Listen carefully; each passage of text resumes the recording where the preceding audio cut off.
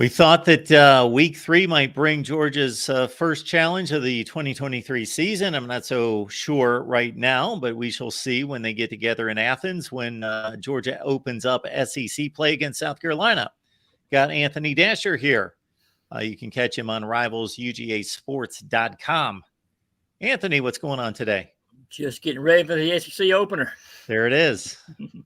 When these two teams get together, Georgia's typically won by at least 2 scores, except for that 1-3 interception day from Jake Fromm, kind of a fluky win in 20, was that 18, 19? 19. That was 19, I believe. Actually, that's the last time Georgia's been defeated at the Sanford Stadium. I think that streak's now at 20 games right now. So that loss you're speaking of, that's the last time we've seen Georgia beaten.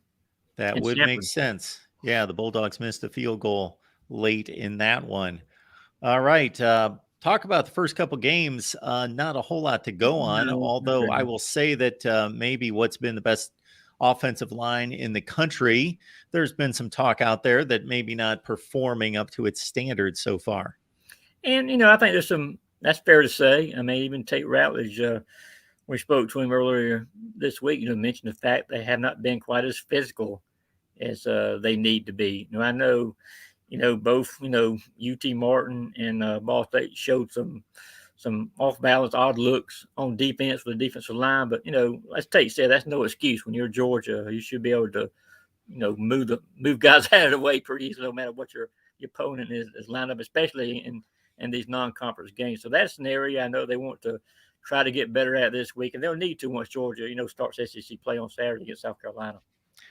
73 pass attempts the first 2 games against 58 runs. And for 2 games that obviously turned out to be big blowouts, when you're running the ball heavily in the fourth quarter, I think that ratio speaks even louder considering they've not been competitive games.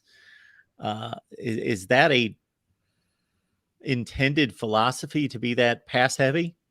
Yeah, I think it is. I mean, Coach Mark talked a lot in the preseason about you're not going to see much difference in what Mike Bobo does this year is what we saw from Todd Monken the previous, 3. I mean, Georgia's, strengths are at skill position players, especially, at wide out with receivers, like Dominic Lovett. Of course, Ladd McConkey's not been able to play yet, but once he gets back, he'll be a major cog. And, of course, Brock Bowers. I mean, you want to get the ball to these guys as much as possible. So no, I'm not really, surprised at that ratio. I think the biggest surprise folks may have is for everyone who's been complaining about Georgia's run game is actually almost identical to what it was last year against Oregon and Sanford. Now, granted, Georgia not played anybody to the caliber of Oregon, but Georgia rushed for less yards last year against Sanford than they did against the Ducks in the season opener. I think it's like, just like 1 yard difference in rushing yards, only one attempt difference from last year. So from that standpoint, I think that's a number that maybe surprises a lot of people. But as far as what they're trying to do with the passing game, that's no surprise. They're trying to get the ball in the air to their skill players as much as they can. Well, the expectations and the standard, they're huge. They're there. Yeah, they turn out to be kind of high when you never lose a game. Yeah, when it's been doubt. forever. Yeah, no doubt. I mean, in Oregon against Oregon last year, they played. That was about as perfect a first game I'd ever seen a Bulldog team play. And these last 2 games, they start off kind of clunky offensively in both of those contests, and people want to know why and that kind of thing. But that's a rare deal, though. You see a team play like they did in the first contest last year. I mean, that usually doesn't happen right out of the gate.